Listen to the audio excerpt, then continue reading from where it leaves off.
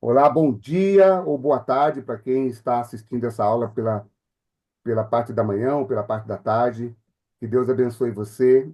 Mais uma vez estamos aqui nessa sala de mulheres em missão para juntos estudarmos a palavra de Deus e estamos estudando a evangelização no cristianismo primitivo, analisando o Evangelho de João. Hoje vamos estudar o capítulo 4. Vamos entender ali como a metodologia que já observamos que se encontra dentro do Evangelho de João. É claro que não há só uma metodologia de evangelização, há outras metodologias, mas é importante que você entenda que João está aplicando o método de evangelização à sua comunidade, que estava já distante dos eventos da cruz, mais de 60 anos, e por isso era importante reafirmar à sua comunidade que a fé deles tinha que ser fundamentada no verdadeiro Messias, aquele que morreu na cruz do Calvário.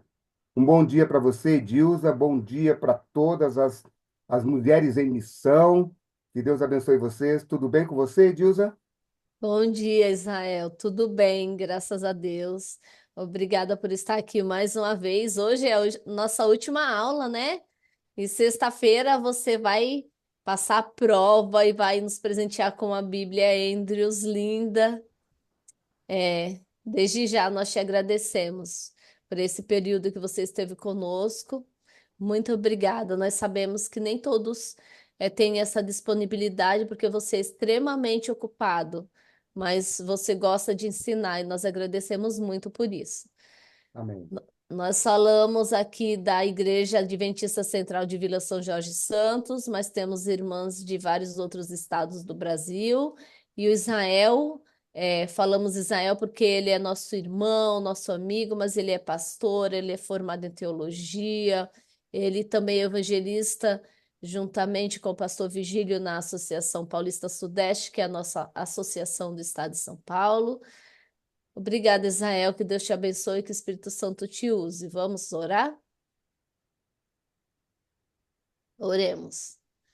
Senhor, que gratidão, Senhor. Ver o quanto o Senhor tem se preocupado conosco. Muito obrigada por ter colocado o Israel na nossa vida, não somente agora, em várias outras épocas. Ele nos ensinou, ele nos instruiu, ele sempre está disposto a nos ajudar, Senhor. É assim que todo cristão deve ser. Obrigada, que o Senhor o abençoe grandemente, não somente agora, abençoe também a família dele, continue conduzindo, Senhor, o ministério do Israel, que ele continue sendo uma bênção para todas as pessoas ao redor dele. E que agora nós te rogamos que o Espírito Santo esteja com ele e que nós, conosco também, que possamos compreender, Senhor Deus, a tua palavra, não somente para ganhar essa Bíblia, mas de verdade, para que possamos falar do seu amor para os nossos vizinhos, para os nossos amigos, Pai. Jesus precisa voltar e nós queremos fazer parte do povo que irá pregar o Evangelho para que Jesus volte. Em nome de Jesus, nós te rogamos essas bênçãos e te agradecemos. Amém. Mais uma vez, faço um convite para você ir até o meu canal lá e clica lá no joinha e deixe lá também a sua inscrição e curta as outras coisas que tem lá, tá? Tem ali o Maná da Esperança também, lá tem vários momentos de meditação que você pode utilizar na sua manhã e também você pode compartilhar essas mensagens para as suas redes sociais, para amigos, para outras pessoas. Vamos espalhar a palavra do Senhor, vamos espalhar a verdade para que Jesus volte o mais breve possível.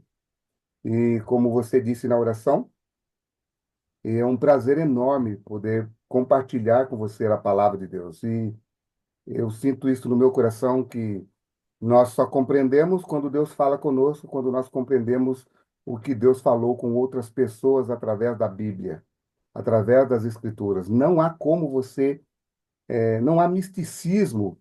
Olha, hoje vai descer no Espírito. Não, não é assim que funciona. Quando eu leio a palavra de Deus e vejo como Deus falou no passado, eu tenho plena certeza que Deus hoje falará ao seu coração também através da palavra. Então, a Amém. palavra de Deus, ela falou com pessoas no passado, fala com pessoas hoje e vai falar com pessoas amanhã também. Esta é a palavra de Deus. Ela é antiga, mas é a palavra mais atual do que qualquer atualização de um iPhone, de um computador. O computador, o seu iPhone, o seu celular fica sempre atualizando. A Bíblia não, ela já é atualizada para todas as épocas. Já parou para pensar? Para todos os momentos da tua vida, a Bíblia já está atualizada, é só você ir para ela.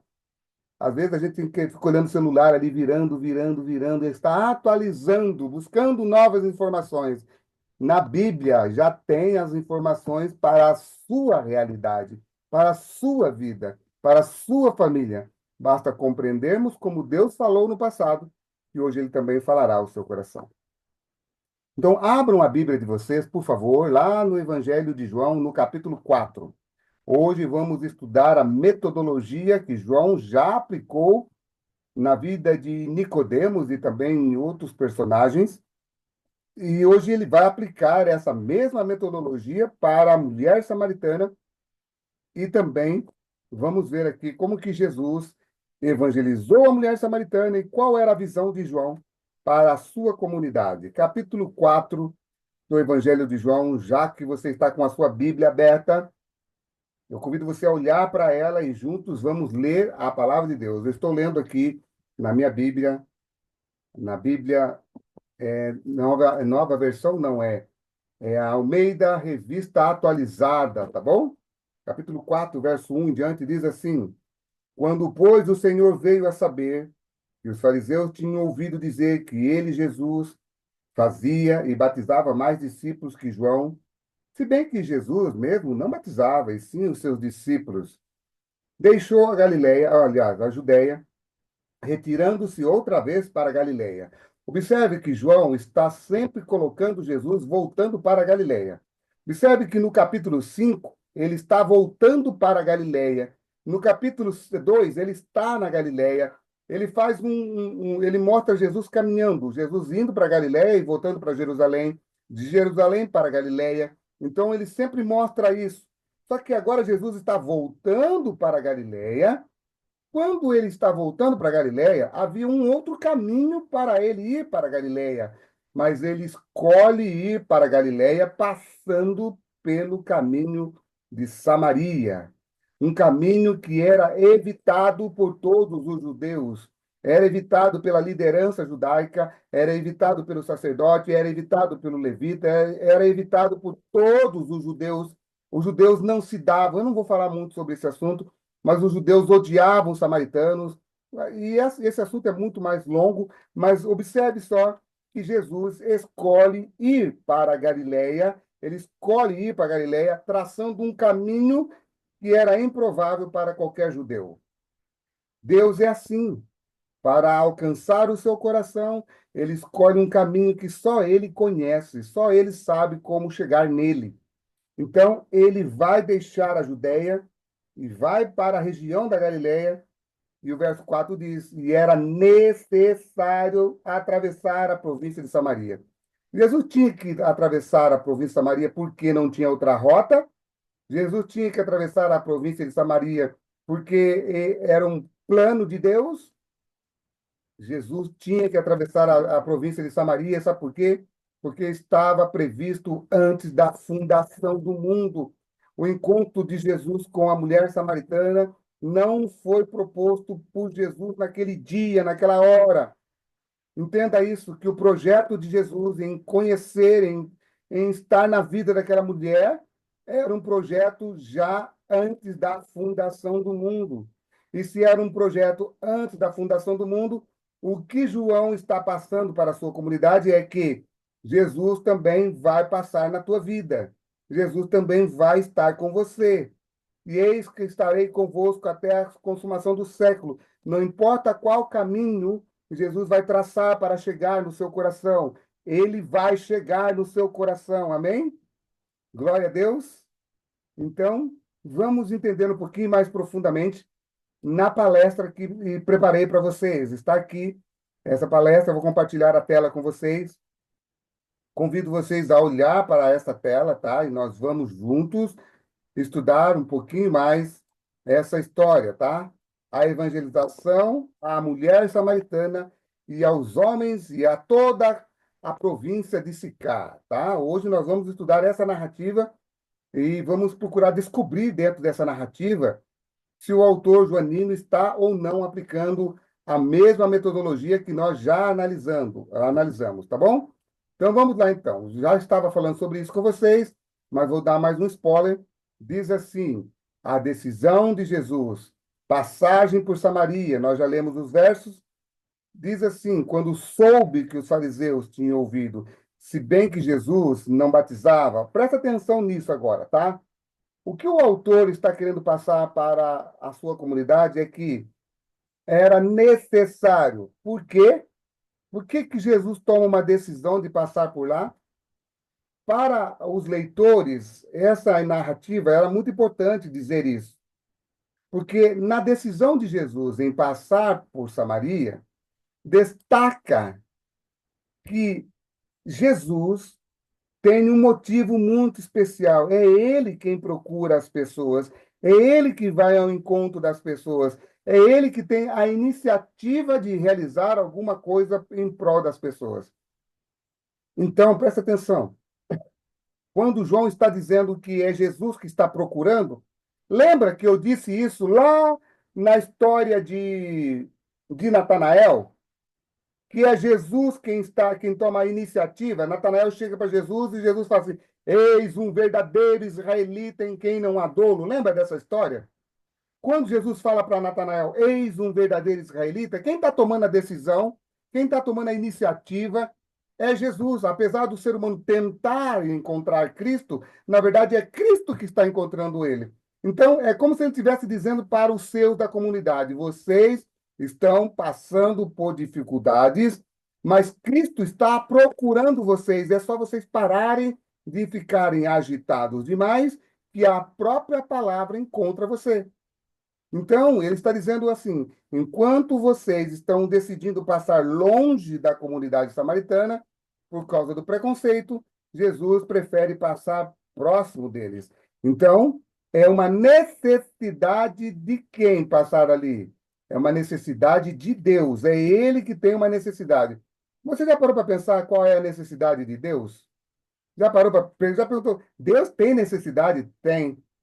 Sabe qual é a maior necessidade de Deus? Encontrar você, estar com você. Esta é a maior necessidade de Deus. O maior desejo de Deus é compartilhar o amor dele com você. Então, a necessidade divina, ela não era uma questão geográfica. Ele poderia passar numa outra rota, numa outra estrada, criar um novo caminho, porque Deus pode criar rotas diferentes. Mas, embora a rota principal da Judéia para a Galiléia fosse através de Samaria, se Jesus estava no Vale do Jordão, poderia facilmente ter ido rumo ao norte através do vale e então subir para a Galiléia através da garganta de Bethlehem, evitando Samaria. Em outro lugar do Evangelho, no capítulo 3, verso 14, a expressão de necessidade significa que estava envolvida a vontade ou o plano de Deus. Era plano de Deus passar por Samaria. Novamente, nós vamos observar um método sendo aplicado, e nós já identificamos, tá? Esse método já identificamos. É Jesus quem toma a iniciativa de fazer algo, que neste caso é ir até a cidade de chamada Sicar, é ir até o local onde essa mulher estava, tá bom? Continuando então, o encontro de Jesus com aquela mulher, você já viu, foi planejado pelo céu, planejado por Deus, tá? Uma busca divina, é Deus quem busca o ser humano. Já falei sobre isso. E esse tema, tá? Esse tema da busca de Deus pelo homem, ele se encontra desde o dia em que houve pecado, desde o dia em que Adão e Eva pecou. Quando Adão e Eva pecam no jardim do Éden, quem é que vai ao encontro do homem? É Deus. A partir daquele momento, o homem já não vai mais, o homem já não tem força mais para ir ao encontro de Deus. O pecado criou uma barreira tão forte, tão forte, tão forte, que só Deus é capaz de transpor essa barreira. Você não tem poder. É como se tivesse um campo minado. É como se tivesse um campo uma força sobrenatural que o ser humano não consegue ultrapassar essa força para ir ao encontro de Deus. Então, quando você senta para ler a Bíblia, não é sua vontade de ler a Bíblia. Quando você senta para estar em Mulheres em Missão, estudando a Bíblia, estudando a lição da escola sabatina, não é porque você tem força, é porque o Espírito está atuando no seu coração. E quando o Espírito atua no seu coração e você não resiste, Deus transpõe esse grande campo magnético chamado pecado e encontra você. É ele que está encontrando você, é ele que está indo ao seu encontro. Isso não é fantástico? Isso não é maravilhoso? Então não é você que encontra Jesus, não é você que tem força. Ah, hoje eu fui boazinha, eu li a Bíblia. Não! Ah, hoje eu fui bonzinho, eu fui para a igreja. Não! Não é você que tem força em você, não, filho de Deus. É Deus que encontrou você. É Ele que atravessou o campo magnético chamado pecado e foi ao seu encontro. Mas por que que ele atravessou esse campo magnético? Primeiro, porque você permitiu. Você deixou o campo magnético um pouco, aliás, com uma brecha nele. E quando houve essa brecha, o amor de Jesus, o amor de Deus, transpôs essa brecha e encontrou o teu coração. Amém? Glória a Deus. Vocês entenderam agora? Como que isso é fantástico demais? Como que isso é maravilhoso demais? Então, esse encontro de Jesus com a mulher samaritana é um encontro planejado pelo céu. Busca divina, é Jesus quem está em busca da mulher. A humanidade de Jesus, além disso, o narrador ainda narra dentro da história. Eu vou ler esse verso com você, verso 5, perdão, que diz assim: olha que interessante. O verso 5 diz assim: chegou, pois, a uma cidade samaritana chamada Sicar, perto das terras de Jacó, que Jacó dera a seu filho José. E aí diz a narrativa no verso 6 que havia ali um poço, tá? Uma fonte chamada Fonte de Jacó. E Jesus, cansado da viagem, o narrador mostra a humanidade de Jesus, tá?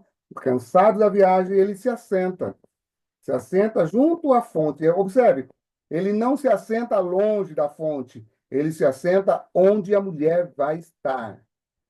Ele não está longe da mulher. Mas ele toma uma outra providência, tá?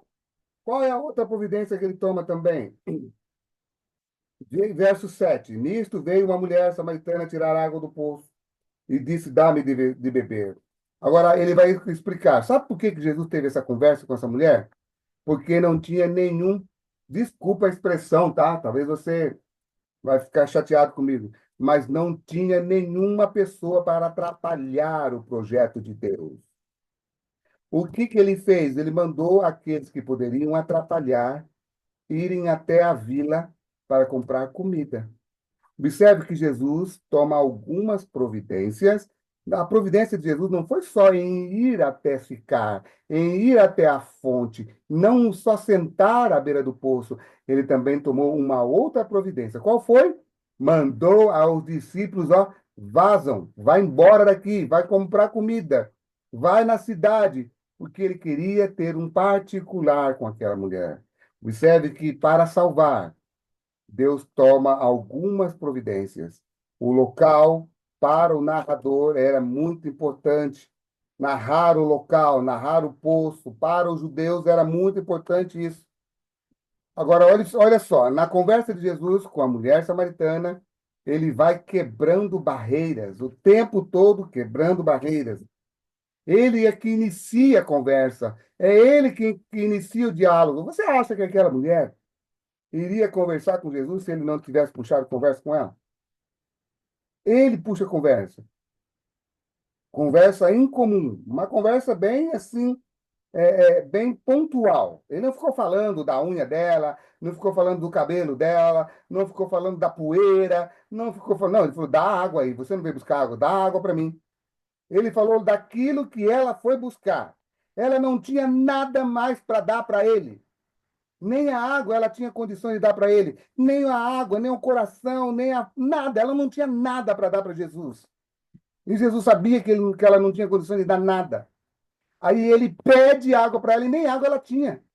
Ela não tinha ainda tirado a água, e ele pede a água. Como é que ele pede água para alguém se ela não tinha tirado a água ainda?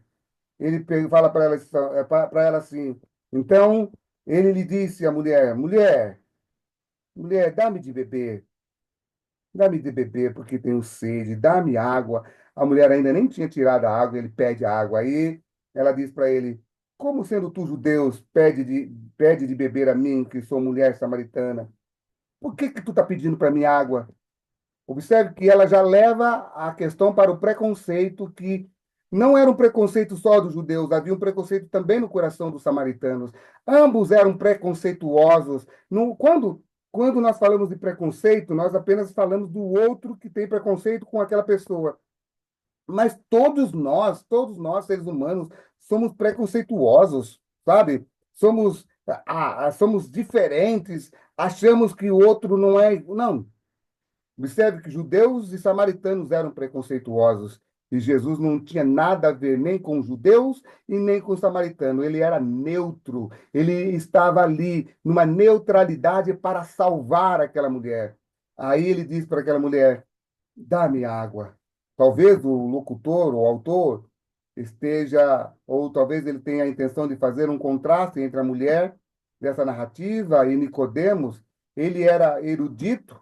Observe que na história nós temos um contraste. Nicodemos, um homem erudito, e aquela mulher, uma mulher inculta, uma mulher leiga, uma mulher que tinha talvez pouca escolaridade, porque mulheres naquela época não tinha mesmo.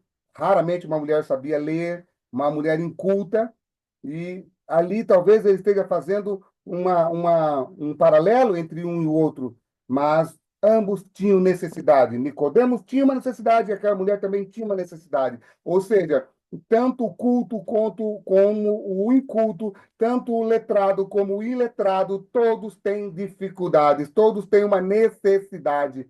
A necessidade humana, ela é universal. Por isso que o evangelho, ele alcança pessoas em todas as épocas, porque em todas as épocas tem pessoas necessitadas. Ele era um homem judeu e ela era uma mulher samaritana. Ambos necessitavam de quem? De Jesus. Agora, observe a metodologia, tá bom? Presta atenção que essa metodologia ela vai estar junto da prova, tá? A provinha que nós vamos fazer. Quem tem a iniciativa? Jesus. Tanto com Nicodemos, Jesus tem a iniciativa. Tanto com a mulher samaritana, é Jesus que tem a iniciativa. Isso se torna um padrão, tá? Isto é um padrão de evangelização. Quem é que está indo, tá? Cuidados especiais quando ele chega, quando ele tem a iniciativa, ele toma certos cuidados para não assustar, para não, como que eu posso dizer, para não para afirmar a fé daquela pessoa. Então, na intencionalidade de Jesus em firmar a fé dessa pessoa, ele é objetivo. Ele não comete erros. Ele não comete erros. Ele é pontual. Tudo foi intencional para que a evangelização pudesse ser eficaz. No diálogo, você já percebe isso.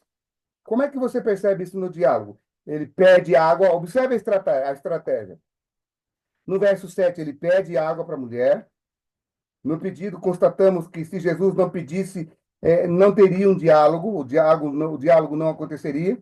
Segundo, na estratégia, você pode ver a abordagem de Jesus. No texto fica destacado que ele não precisava da água. Por que que ele não precisava da água? Porque ele oferece um outro tipo de água para ela, tá? Ele que toma a iniciativa, porque ele oferece. Então, ele não estava com sede, tá? Ele poderia até estar sentindo sede, tudo bem, mas naquele momento a sede dele já não era mais importante do que a salvação daquela mulher. Naquele momento, a água que ela ia tirar, para ele não era importante. Quem era importante naquele momento? Não era a água, não era o poço, não era a terra, não era as árvores, era a mulher era importante. Mas ela não era importante porque ela era bonita, ela era importante porque ela era cidadã do reino do céu. Sabe por que você é importante? Sabe por que nós somos importantes? Porque você e eu somos filhos e filhas do Rei da Glória. Amém? Do Rei da Glória. Por isso que eu e você somos importantes. Jesus, ele talvez tinha até sede naquele momento, mas a água para ele não era importante. Quem era importante era a salvação daquela mulher. E aí ele entra num diálogo com ela e ele vai causando reações naquela mulher. Ele parte do desconhecido para algo conhecido. Pede água, ela entende da água dele. E ele então apresenta uma água espiritual, uma água que ela não tinha como dar para ele. A água que ele está dizendo, a água que eu lhe der, você nunca mais terá sede. Isso está aqui no versículo 10 em diante. Tá? Jesus está dizendo, a água que eu lhe der, ou seja, a sua água, você vai sempre voltar para o poço. A sua água é o local onde você foge dos seus compromissos, onde você foge das pessoas. Você vai ter que voltar sempre aqui. Talvez nem aquela mulher precisava da água, nem ela precisava. Talvez naquela manhã, naquele comecinho de tarde, aquela mulher estava indo lá para ter um momento a sós para chorar, talvez, porque na vila onde ela morava, ela não era bem recebida. E Jesus está dizendo para ela: a água que eu vou te dar, você vai ter tanta alegria, que nunca mais você vai precisar fugir das pessoas. Nunca mais você vai precisar fugir do preconceito das pessoas. Nunca mais você vai precisar voltar aqui para chorar, mulher. Nunca mais você vai precisar, porque o que eu vou te dar vai trazer tanta alegria no seu coração, vai te trazer tanta paz no seu coração, que mesmo vivendo em perseguições, mesmo vivendo num mundo ruim, cruel, você vai ter paz, porque paz tem um nome. Paz é Jesus Cristo. Glória a Deus, aleluia. Observe isso, gente. Isso é fantástico. A estratégia de Jesus, ela era bem firmada, bem fixada. Fica bem destacado no texto que ele não precisava da água, mas talvez nem aquela mulher precisava da água naquela manhã ou comecinho de tarde. E na reação daquela mulher, nós percebemos que ela está buscando, sabe o quê? Evitar a presença de Jesus. Pautada talvez no preconceito, ela está evitando ele. Aí ele começa de novo a ter iniciativas. Ele vai tendo iniciativas. Afirmou Jesus no verso 13. Afirmou Jesus: quem beber desta água tornará a ter sede. A mulher procura evitar, Jesus procura ter um diálogo, ele vai criando passo a passo para ter um encontro com ela. A mulher tinha uma necessidade, e o que Jesus faz? Mostra a ela o que ela de fato estava precisando, mesmo sem ela saber o que era. Observe que nem a mulher sabia de fato o que ela precisava. Não era da água que ela precisava de paz, e nem isso ela sabia que ela precisava. Talvez você hoje precise de paz no seu coração e você nem percebe que precisa de paz. Talvez hoje você precisa de um aconchego, você também nem percebe que precisa desse aconchego. A mulher estava ali e nem sabia do que precisava. Logo após, antes de dar a água para ela ou para ele, a mulher faz uma pergunta: como sendo o Senhor um judeu pede água para mim, não é verdade? Aí, continuando o texto, agora nós vamos entrar numa barreira muito propícia para os nossos dias também. Barreiras culturais e barreiras religiosas. Ou essa questão cultura, também eu posso impor ali também tradição, cultura e religião. Observe que, deixa eu só explicar uma coisa para você ficar bem atento ao que eu vou dizer. Cultura são hábitos que você postula dentro de uma familiaridade sua, que você às vezes nem percebe que ela virou uma tradição trazida por outros ancestrais, por outras pessoas da sua descendência. E aí virou uma tradição e você nem percebeu. A cultura, e depois ela vai desembocar, sabe, no quê? Numa religião. A religião, na verdade, ela é algo visível de uma cultura e de uma tradição. Então, Jesus transpõe tudo isso para dizer para ela assim: filha querida, eu não sou cultural, eu sou anticultura, eu sou anti-tradição, eu sou anti-religião para dizer para você que você é mais importante do que qualquer placa de igreja, do que qualquer religião você é importante. Jesus, ele transpõe barreira cultural, ele transpõe as normas sociais, ele transpõe a inimizade histórica, a tradição do samaritano com os judeus, ele transpõe tudo isso para ter um encontro pessoal com aquela mulher. Tudo isso talvez era muito importante para a comunidade joanina. Por que que era importante? Porque eles estavam envoltos a tantas tradições helênica, romana, tantas tradições que estavam sobre eles, que eles estavam perdendo a identidade do verdadeiro Messias. Então, falar sobre isso para eles era muito importante. Agora, olha a oferta de Jesus, e ela é uma oferta gradual. No verso 10, nós já falamos sobre isso. Ele oferece a água para ela, algo que ela não tinha como dar. Ou seja, ela tinha uma necessidade de algo maior, mas por causa do preconceito cultural e religioso, ela não sabia. Observe que o pluralismo, presta atenção no que eu vou dizer, tá bom? O pluralismo, acho que eu vou até interromper aqui para falar mais próximo, mais perto de você. O pluralismo de conceitos religiosos, de cultura, de tradições, ele apaga, ele afoga, ele faz com que você não tenha uma visão completa sobre Jesus. Então, é como se tivesse uma névoa, é como se tivesse uma névoa tampando a sua vista, tampando o seu olhar para o verdadeiro caminho, que é Cristo Jesus. Então, aquela mulher, por causa dos preconceitos, por causa da tradição, por causa da cultura dos samaritanos e também dos judeus, ela não conseguia identificar Jesus, mesmo estando perto de Jesus, ela não conseguia identificar Jesus como o Messias, como o Soter tu Cosmos, como o Salvador do mundo, porque o pluralismo estava criando uma névoa na sua visão.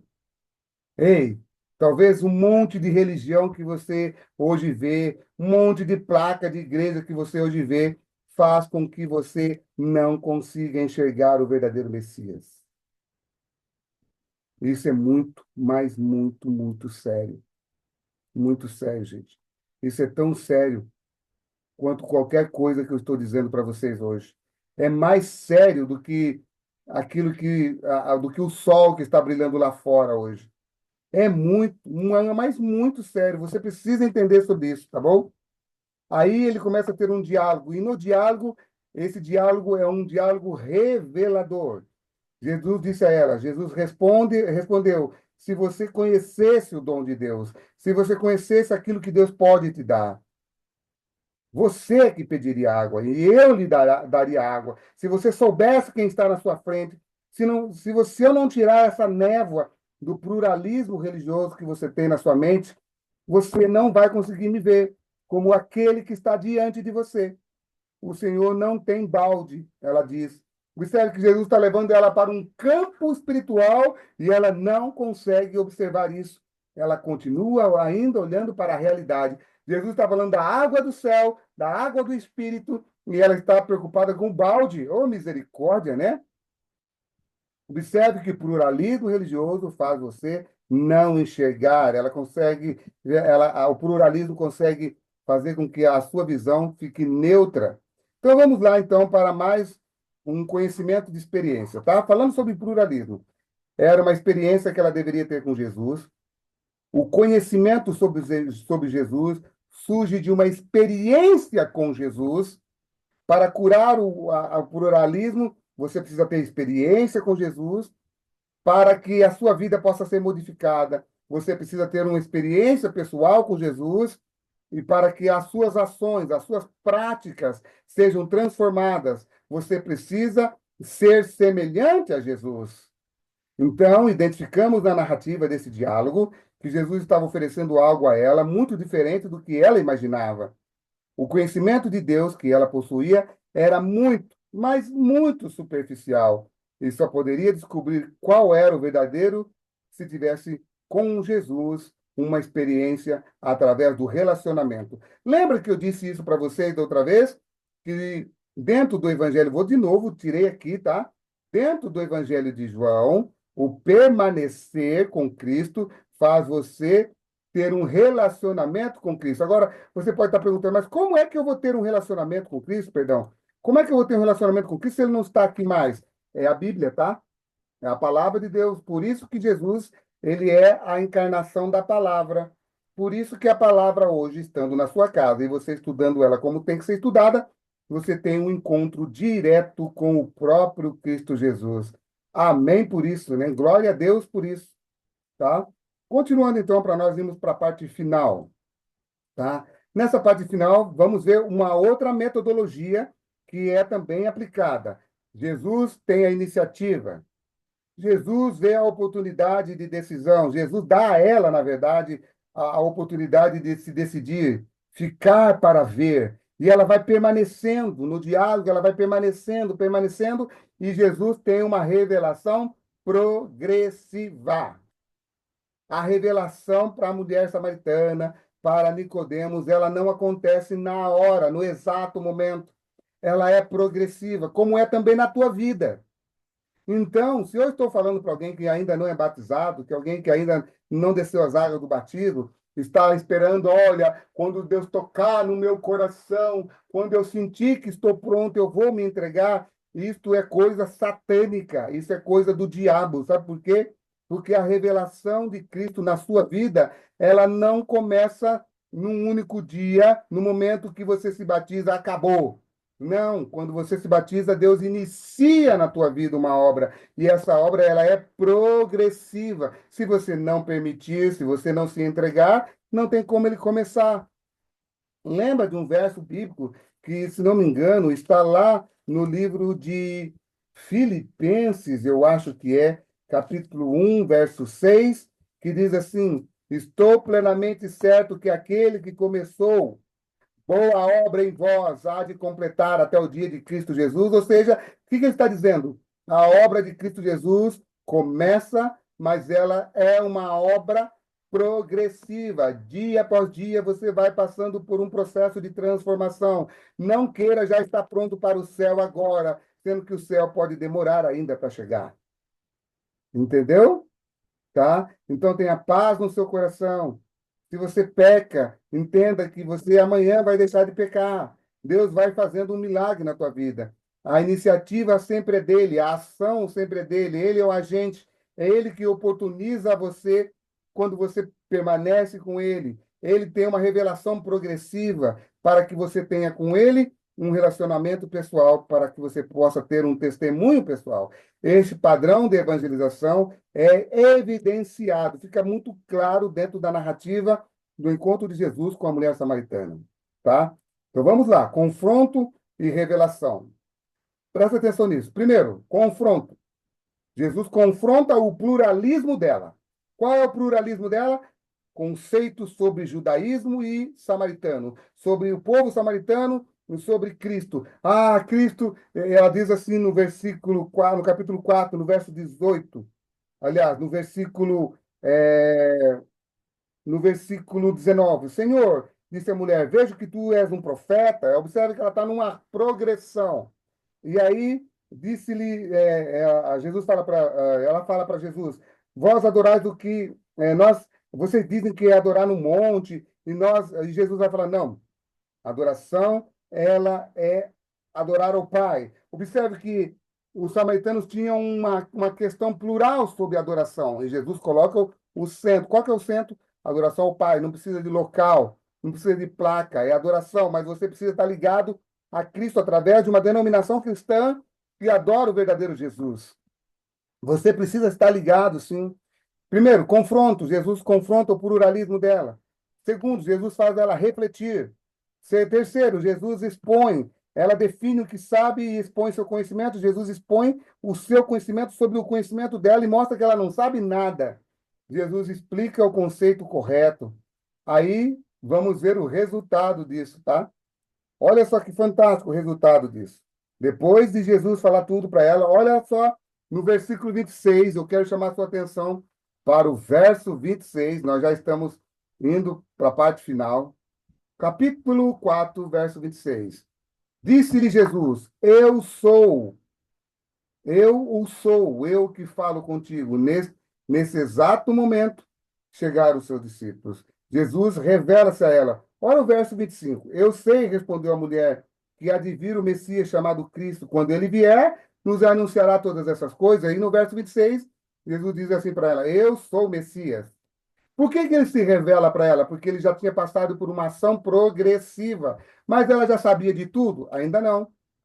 Nesse exato momento chegaram os discípulos e se admiraram de que ele estivesse falando com a mulher. Ficaram, ó, Jesus falando com a mulher, nossa, olha o preconceito, olha a cultura, olha a tradição, olha só o pluralismo de conhecimento. Verso 28.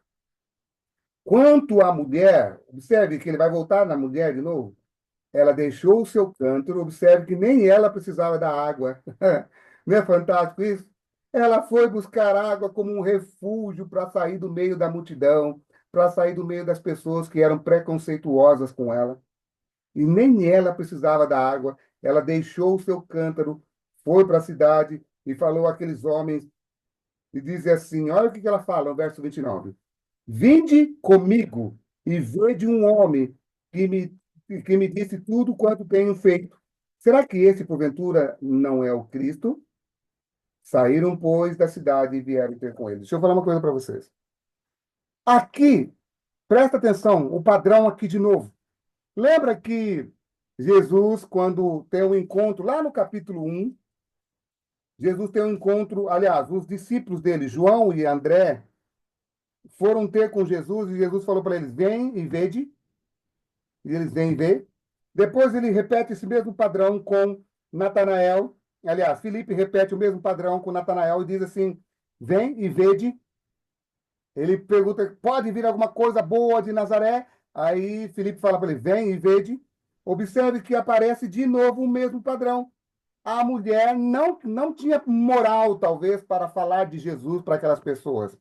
Mas a alegria dela foi tanto, foi tanto, foi tanto, foi tanto, foi tanto, foi tanto, que estava explodindo essa alegria dentro dela, que ela vai até eles. Ela quebra uma barreira.